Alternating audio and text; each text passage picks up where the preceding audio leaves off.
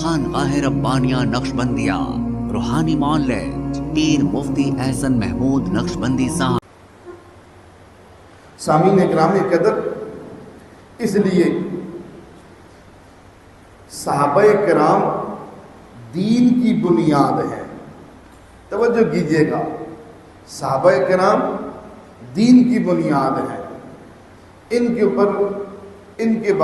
اوپر یعنی ان کے اس اعتبار سے ہمارا ان کے اوپر ایمان ماننا اس بات کو کہ اللہ پاک نے اپنے نبی اور قیامت تک آنے والے انسانوں کے درمیان اللہ نے صحابہ کو واسطہ بنایا۔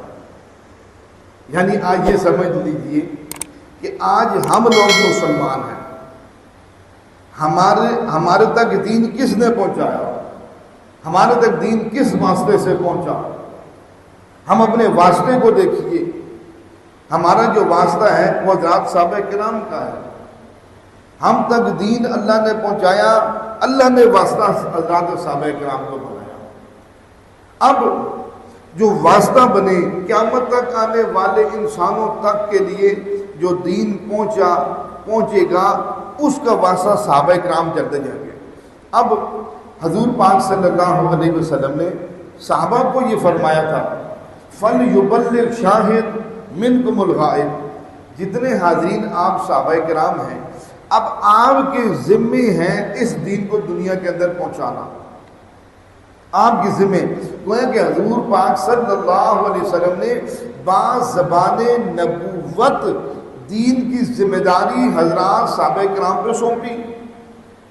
بھئی آپ کے ذمے ہیں، آپ اس بات کے ذمہ دار ہیں۔ جیسے حضور نے فرمایا علیکم، دنیا و آخری انسان تک پیغام، علیکم بسنتی و سنت الخلفاء الراشدین المہدیین۔ قیامت تک آنے والے انسانوں، تمہارے پر میرا طریقہ لازم ہے، میرے خلفائے راشدین جو ہدایت یافتہ ہیں، ان سب کا طریقہ تمہارے پر لازم ہے۔ اب حضور فرما رہے ہیں، حضور نے صحابہ کو حکم دیا، بھئی آپ کے ذمہ ہے، ذمہ داری سپرد کر دی گئی۔ نعوذ باللہ جیسے آج صحابہ کے حوالے سے بکواسات کی جاتی ہیں، زبان درازیاں کی جاتی ہیں، گستاخیاں کی جاتی ہیں، کفر بکا جاتا ہے، اگر ہم اس کو سامنے رکھیں تو اب یہ بتائیے اگر نعوذ باللہ صحابہ کے اندر کسی بھی اعتبار سے کمی آ جائے، ان کے ایمان کے اعتبار سے، ان کے دین کو پہنچانے کے اعتبار سے کمی آ جائے، تو یاد رکھیے حضور کی نبوت اور رسالت پہ حرف آتا ہے کہ پتہ نہیں جو حضور نے دین ہم تک پہنچایا وہ دین صحیح ہے کہ نہیں صحیح، نعوذ باللہ من ذالک، کہ وہ جو ہم تک دین پہنچے پتہ نہیں وہ ٹھیک ہے کہ غلط ہے، کیونکہ جو واسطہ ہے وہ ٹھیک نہیں ہے بیچ میں سے۔ واسطہ کو غلط مانا جائے تو پھر حضور کا دین ہم تک کیسے پہنچے گا؟ پھر حضور نے خود ذمہ داری ان کے لگائی، بھئی آپ کے ذمہ داری۔ اب وہ صحابہ نے ذمہ داری پتہ نہیں کیسے پوری کی، پتہ نہیں کون سا دین ہم تک پہنچایا، آج ہم کس دین کے اوپر عمل کر، یعنی سارا معاملہ ہی گڑبڑ ہو جائے گا۔ پھر اللہ پاک کا جو قرآن میں اعلان ہے کہ میرے نبی جی میں آپ کا یہ دین میں اس کو یظہرہ علی دین کل، اس کو تمام ادیان پہ میں غالب کروں گا۔ وہ پھر پتہ نہیں کون سا دین غالب ہوگا۔ اس لیے صحابہ کرام کو اللہ تبارک و تعالیٰ نے دین کی بنیاد بنایا۔ اب صحابہ کو دین کی بنیاد دیکھیں، اگر بنیاد نہ ہو، عام فام سمجھی جائے بات، تو اوپر بننے والی عمارت ساری بیکار ہوتی ہے۔ بنیادیں جتنی مضبوط ہوگی عمارتیں اتنی مضبوط ہوں گی۔ اس لیے اللہ تبارک و تعالیٰ نے حضرات صحابہ کرام کی ہستیوں کا انتخاب کر کے مضبوط بنیادوں پہ دین کو اللہ نے اٹھایا۔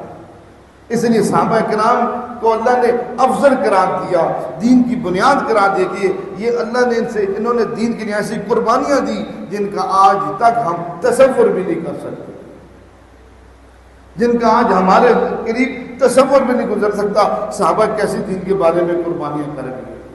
اس لیے ہمارے دین کی بنیادیں مضبوط ہیں اور دین کے اوپر بننے والی عمارت وہ بھی مضبوط ہے۔ اگرچہ میری آپ کی محنت کی کمی سے جیسے دنیا کے اندر دین زندہ کرنا چاہیے تو وہ ہم نہیں کر رہے. یعنی 8 ارب انسانوں میں 6 ارب غیر مسلم ہیں، 2 ارب کے قریب مسلمان ہیں. یہ میری آپ کی نالائکی اور غیر ذمہ داری کا ثبوت ہے. نہیں تو پوری دنیا کے اندر اسلام نے غالب آنا تھا، پوری دنیا میں اسلام نے زندہ ہونا تھا، بشرط ہم اس کی محنت کرتے. حضرات صحابہ کرام پوری دنیا کے اندر پھر گئے اور دنیا کے اندر دین کو زندہ کر کے چلے گئے. اس لیے ہم اپنے حضرات صحابہ کرام کو دین کی بنیادیں مانیں گے. یہ دین کی بنیاد صحابہ کرام ہے. اگر صحابہ نہ ہوتے تو رب کعبہ کی قسم یہ دین ہم تک نہ پہنچ سکتا. ہمارے ہاں جادو، جنات، بندش اور نظر بد کا شافی علاج قرآن و سنت کی روشنی میں کیا جاتا ہے.